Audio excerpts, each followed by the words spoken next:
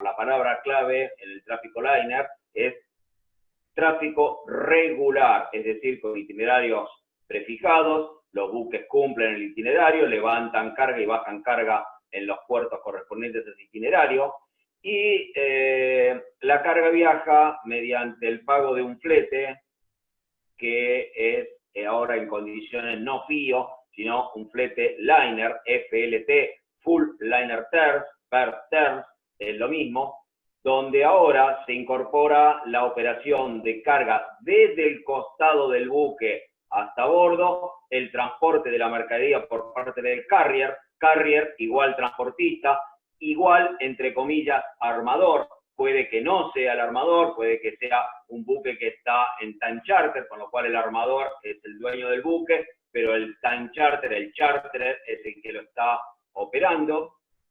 Y después vamos a ver que hay una tercera clase de operador o carrier marítimo, que si tenemos tiempo lo vemos rapidito para ya ir incorporándolo en la jerga, porque todas estas cosas son muchas comunes a la totalidad de los fletes marítimos. Así que este nuevo flete, en condiciones liner, ahora incluye las operaciones portuarias, que sabemos que son caras, demandan tiempo, y forman una gran parte de lo que sale enviar carga de un puerto al otro. Y dentro de eso habíamos visto que la mayor tráfico de cargas en flete liner es hoy en día el contenedor, fuera de lo que es la carga suelta, que mayormente llevan los feeders hacia las grandes terminales portuarias de los puertos hub, donde ahí se llenan los contenedores, entre comillas, en la jerga nuestra, donde se consolidan, es otra cosa consolidar, ya lo vamos a ver, donde se llenan los contenedores que después llevan los grandes buques portacontenedores de un puerto al otro en dos grandes tráficos que están divididos este-oeste, norte-sur. Así que bueno, a partir de eso estamos con el circuito del contenedor, donde vimos que ahora hay una terminal portuaria, que es la que es contratada por la línea marítima para ejecutar las operaciones de carga y descarga del buque, mediante contratos, acuerdos, agreements entre la línea naviera y la terminal portuaria, para que le ejecute las operaciones. Ahora les voy a pasar algunos archivitos que contienen las tarifas para que vean. Algunas son cosas que todavía no vemos, pero básicamente habíamos hablado de algunos de esos cargos. El principal es el que nosotros conocemos como el THC, el Terminal Handling Charge, que corresponde a lo que es el manipuleo del contenedor dentro de la terminal portuaria.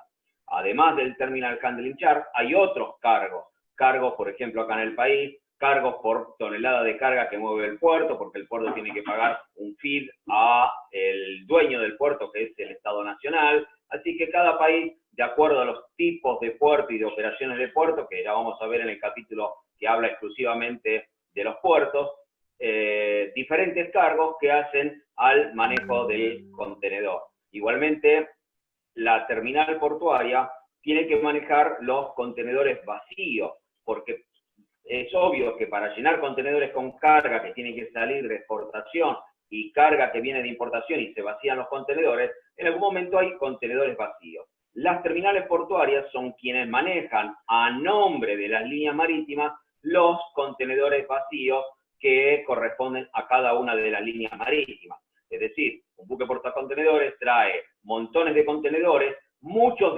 hablo de la lata solamente, de esa prolongación de bodega, de ese envoltorio de lata que está alrededor de la carga, o sea que contiene la carga en su interior, así que hablo de la lata. Muchos de esos contenedores son pertenecientes a la línea marítima, muchos son alquilados a compañías de leasing o de operación de contenedores. Pero no importa, ese contenedor que trajo esa línea es operado por dicha línea marítima, así que la terminal tiene que manejarle esos contenedores. Sabemos que los contenedores tienen tiempo definido para ingresar al país y luego tienen que salir, porque si no hay que hacer los trámites de importación y son caros. Ya habíamos visto que había varias formas donde el shipper, quien iba y golpeaba la puerta de la agencia marítima buscando un flete para transportar su mercadería, ese shipper tenía varias formas de hacer llenar el contenedor para el transporte marítimo. Entre ellas, bueno, una era al llenarlo en su planta, tenía que poner un camión para retirar el vacío, tenía un gate out, ahora lo vamos a ver en un grafiquito que lo estuve completando, pero ahí tenemos lo que es el cuadrado grande, lo que serían los límites de una terminal portuaria, ¿correcto? Faltan meter cosas ahí adentro que lo vamos a ir viendo a medida que vayamos completando el gráfico. Así que dentro de la terminal portuaria, a veces dentro de los mismos límites, a veces en un yard es una plazoleta donde se activan contenedores, la plazoleta a veces puede estar fuera de los límites de la terminal, a veces dentro de los límites de la misma terminal, pero sea de una forma o de otra, tenemos lo que nosotros llamamos el empty yard, MTI con Y, MTI yard, que pronunciado es empty, plazoleta de vacíos, el empty yard. Así se escribe, así se lo conoce. En el empty yard, ¿qué es lo que tenemos? Tenemos estivados contenedores vacíos. Esos contenedores vacíos, cuando el shipper solicita contenedores para transportar su mercadería, se los pide a la agencia marítima le manda la comunicación a la terminal portuaria y deben ser entregados, y la terminal portuaria pone una máquina para monitoreo de contenedores, lo carga sobre un camión y el camión se dirige hacia la puerta de salida de la terminal y ahí vimos que tiene ya un cargo, el gate out, ¿correcto? ¿Qué paga ese gate out? Bueno, paga el ingreso del camión dentro de la plazoleta de vacío, la máquina que pone el contenedor sobre el tráiler y la salida del tráiler de la terminal. Así que ese tráiler sale de la terminal, se dirige al warehouse, al galpón, al depósito, a la planta, donde va a ser llenado el contenedor fuera de la terminal portuaria. Quizás está cerca, quizás esté lejos, puede ser que esté a 100 kilómetros, 150 kilómetros, puede ser que esté a 2 kilómetros, puede que, como dijimos la vez pasada, operen en la calle ahí de Barraca, de Avellaneda, de Once, de donde sea.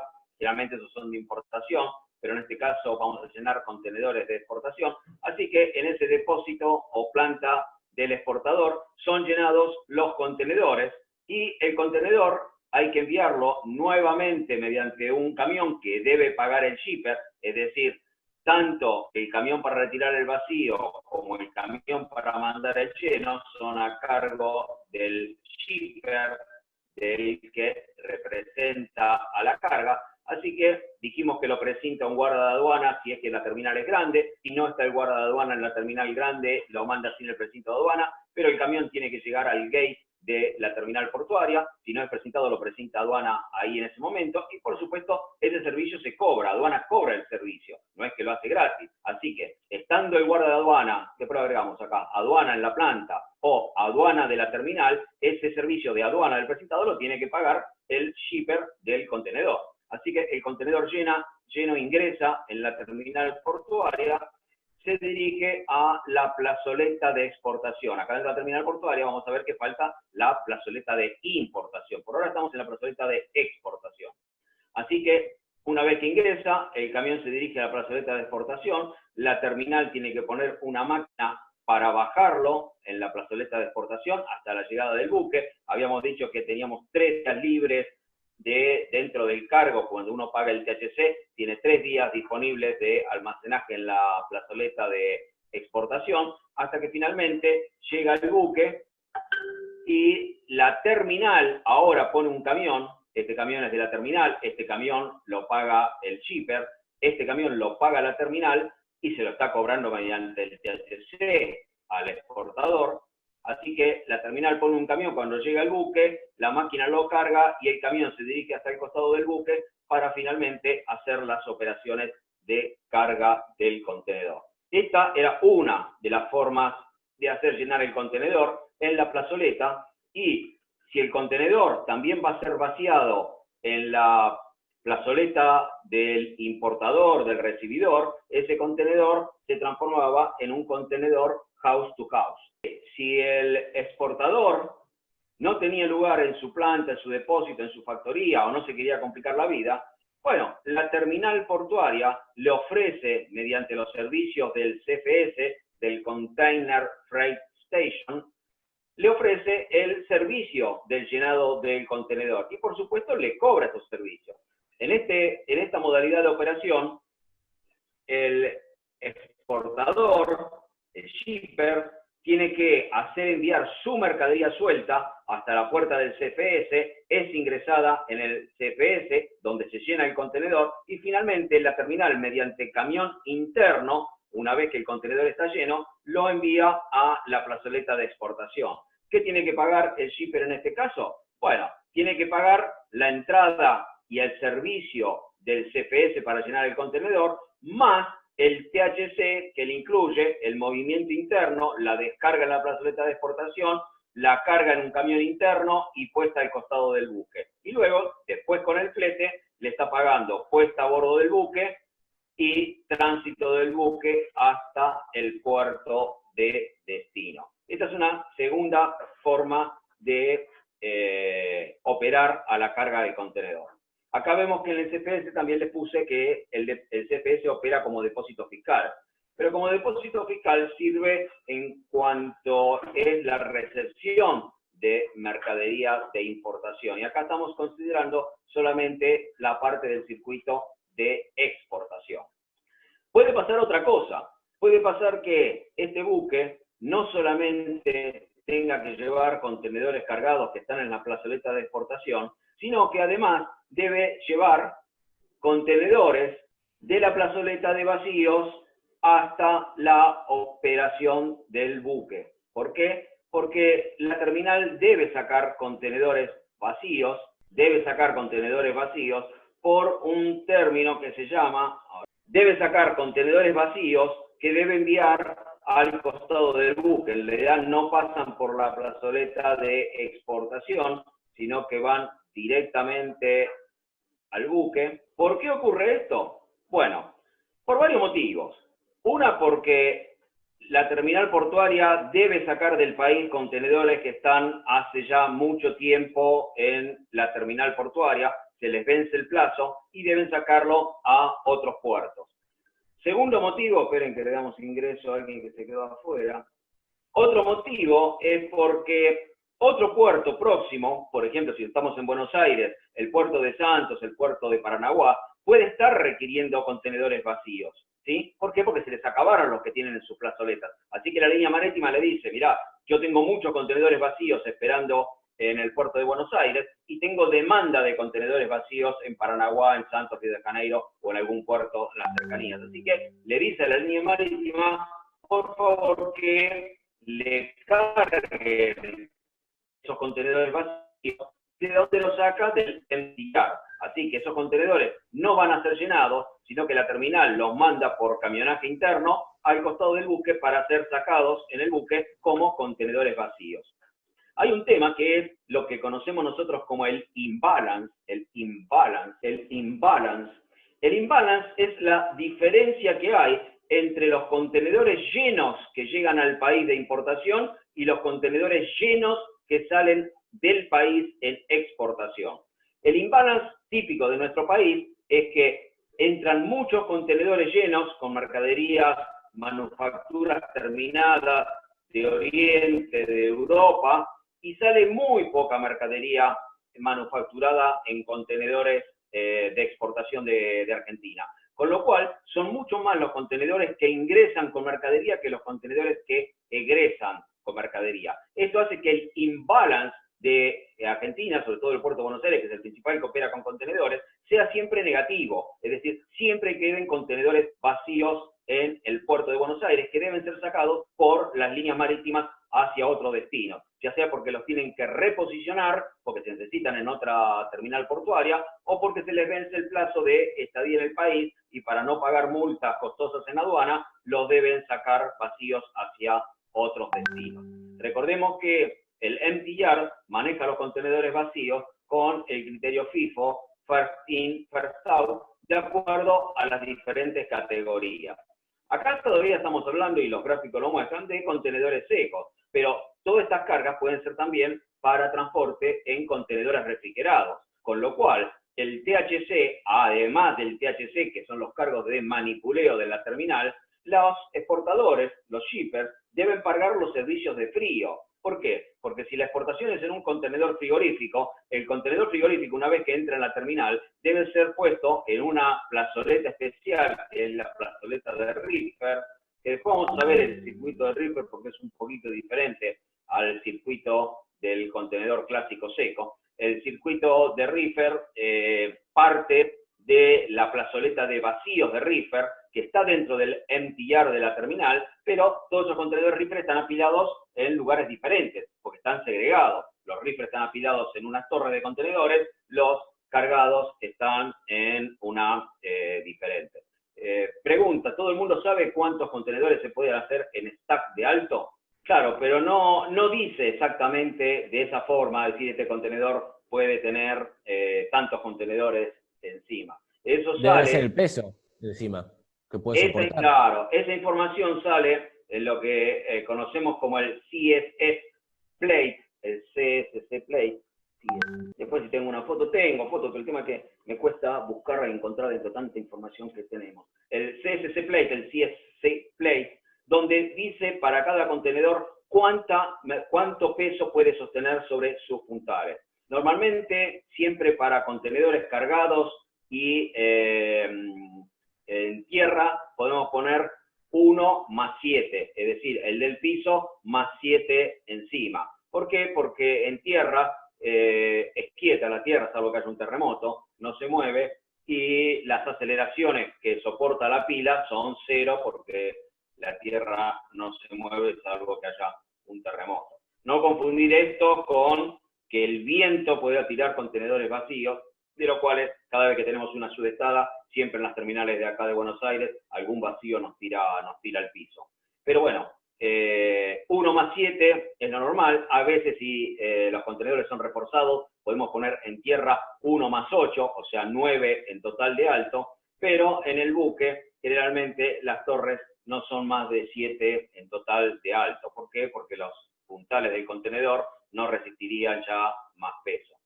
De cualquier forma, eso en una terminal portuaria se ve limitado por la altura de la RTG, la Rubber Tired Gantry, que es esa gantry de ruedas. Después buscamos cuando haya cuenta alguna fotito por ahí, se las muestro después, pero la deben conocer, que normalmente tiene el límite de cuánto puede pasar el contenedor por arriba de la torre. Normalmente tenemos que puede pasar el cuarto por arriba de 3 de alto, o que puede pasar el quinto por arriba de 4 de alto. Entonces, es muy raro ver en alguna terminal portuaria más allá de estivado de 4 en altura. Por más que podamos poner hasta 7, no usamos más de 4, porque si no la altura de las RTG sería enorme y serían incómodas, lentas y difíciles de mover.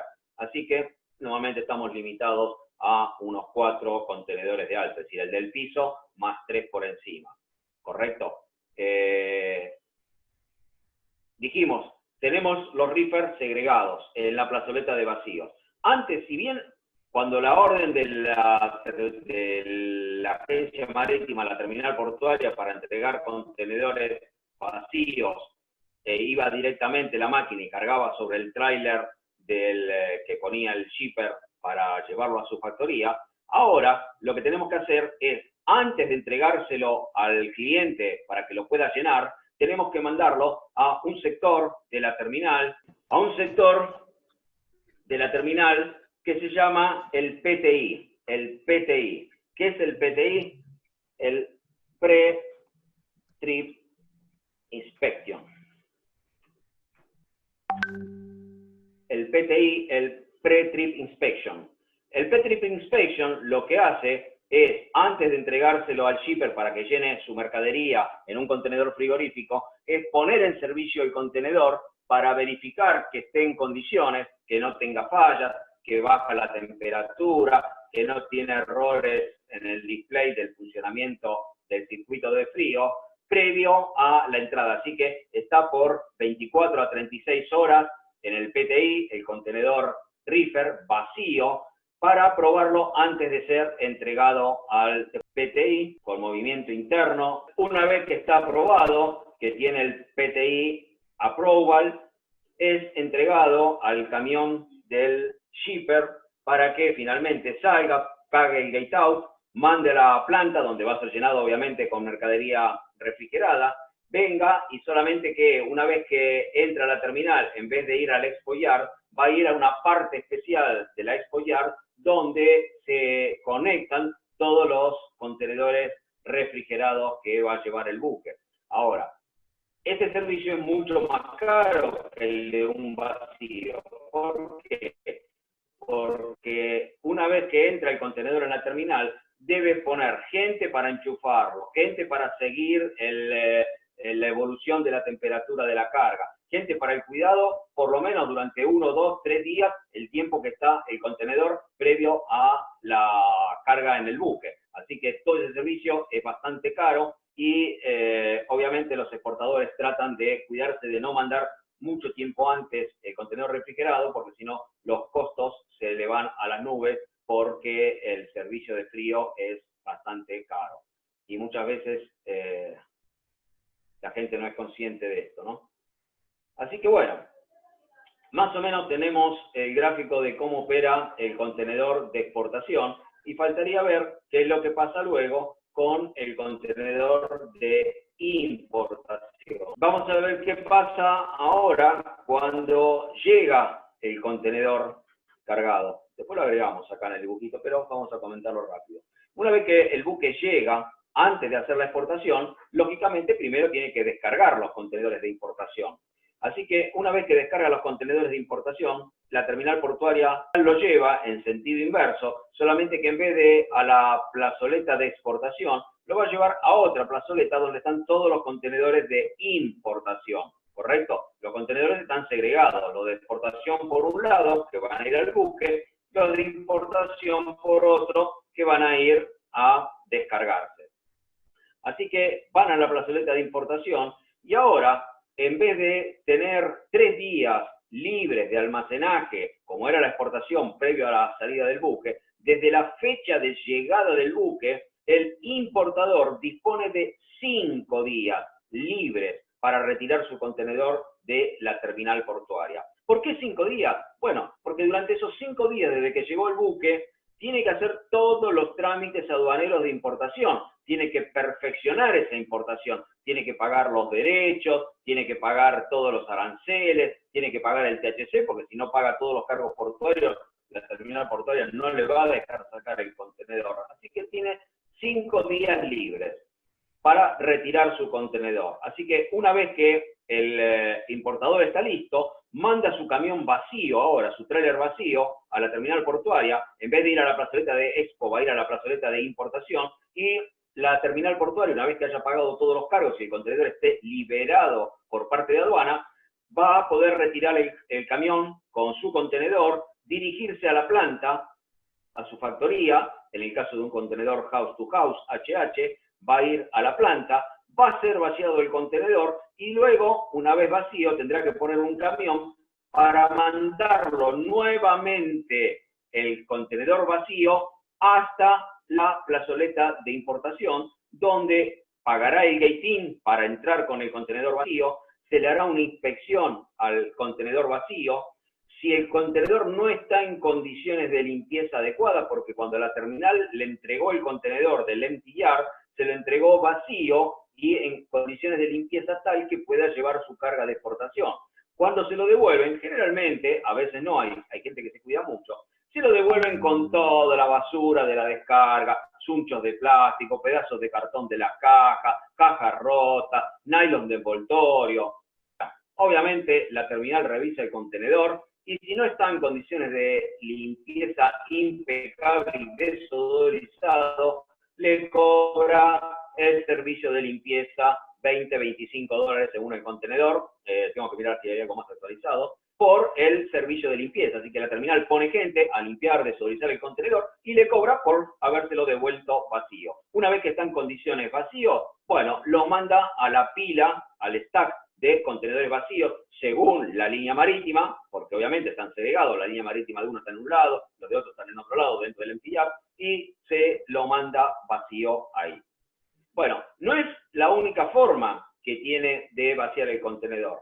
Si no tiene lugar para vaciarlo en su planta, antes que me olvide, el recibidor, el importador que lleva el contenedor a su planta, tiene 2 días libres para devolver el contenedor vacío. Es decir, lo saca hoy a la mañana, supongamos, lo lleva a su planta a descargar, mañana no, pasado mañana a la mañana, tiene que estar devolviendo el vacío a la terminal portuaria. ¿Qué pasa si no se lo devuelve? Porque, por ejemplo, se demoró, se rompió la maquinita para vaciar el contenedor, no tenía lugar en el depósito, se le complicó la vida. Vaya a saber, en vez de los 2 días, se tardó 4 días en devolver el vacío.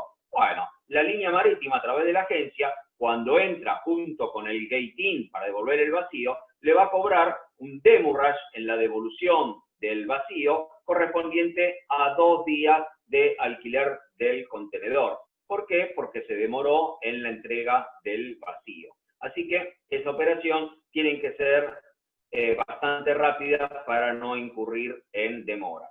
Vamos a suponer que no tiene lugar en la factoría. Bueno, podemos usar también el CFS, el Container Freight Station, para hacer esa operación.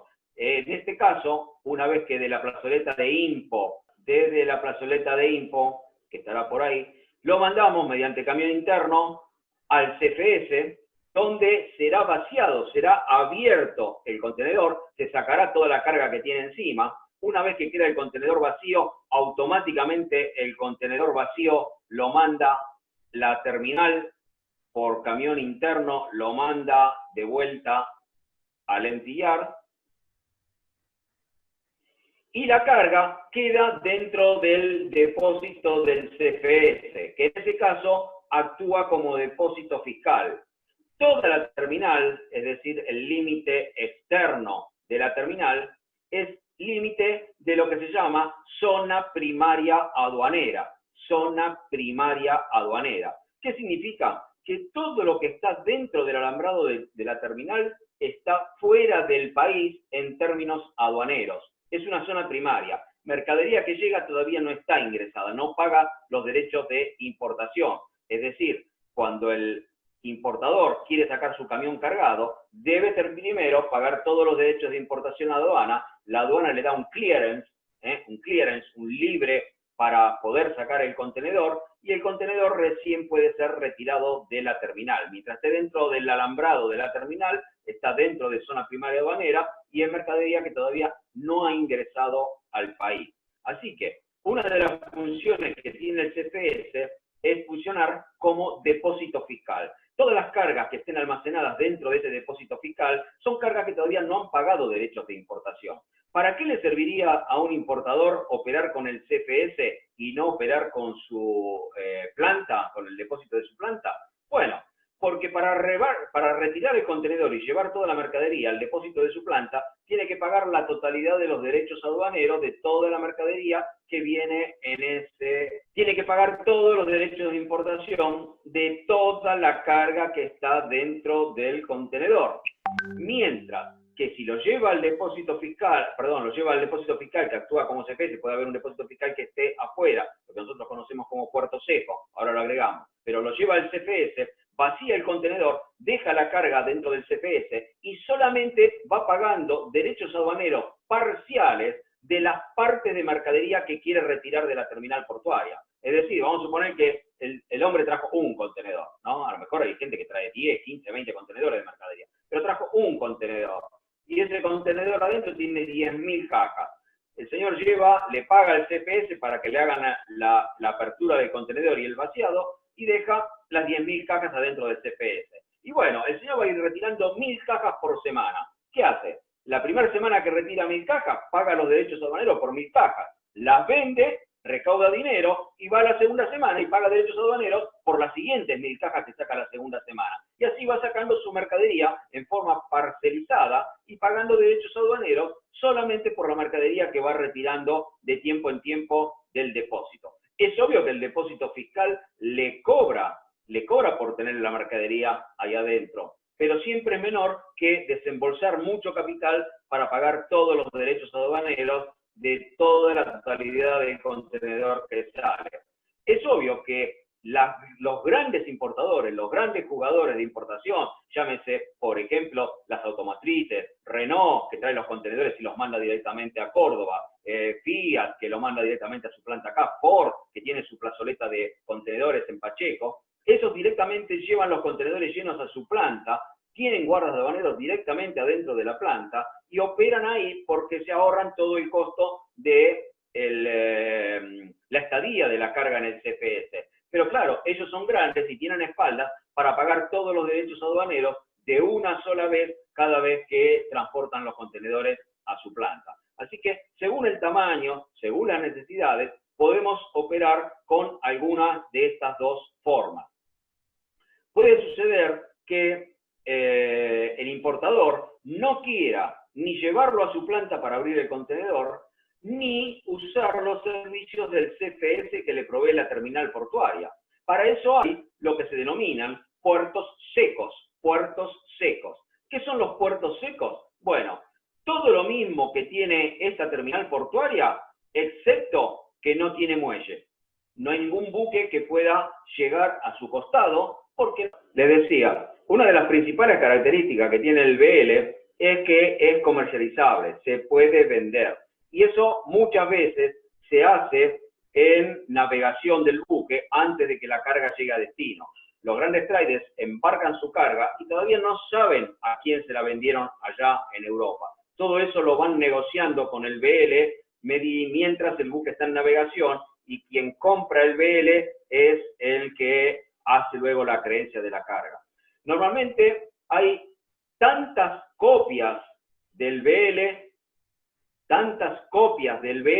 como el shipper solicite, ¿sí? Pero solamente hay 3 copias que pueden ser negociables. Esas 3 copias son una para el shipper, una la tiene el transportista y una es enviada al comprador, si es que ya está definido, en el puerto de destino. Son las que figuran como copias originales. Después puede haber montones de copias, pero el resto de las copias, todas llevan una impresión que dice copia no negociable. Copia no negociable. Es decir, simplemente sirve a títulos informativos, pero esas no se pueden vender ni a alguien que solicite la carga, porque si no se podría vender la carga 2 o 3 veces a distintos compradores y hacer estafas con la mercadería. Así que esas copias no negociables, obviamente, no se pueden negociar en el mercado. Puede suceder también que de una sola carga, el shipper pida fraccionarla en varios conocimientos de embarque.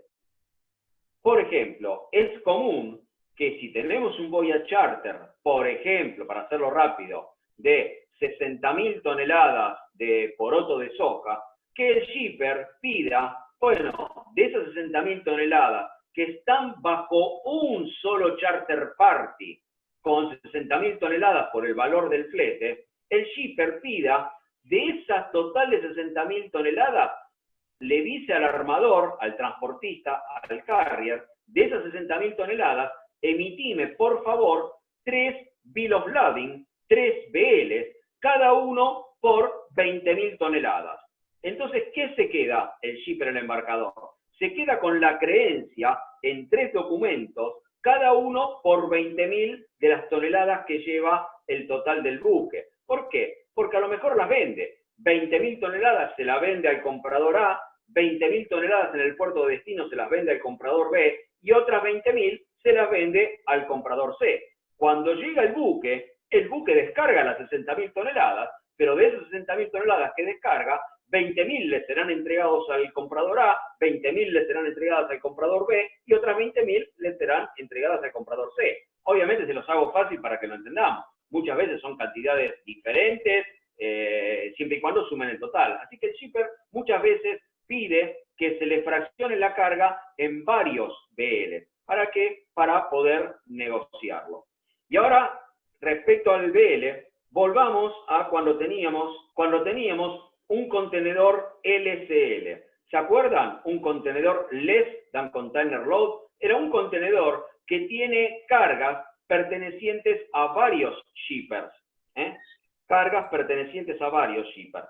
Así que de ese contenedor, que es un contenedor LCL, va a tener 2, 3 o 4, según la cantidad de shippers que tenga la mercadería que tiene en su interior, va a tener 2, 3 o 4 BLs, cada uno correspondiente a las cargas parcelizadas.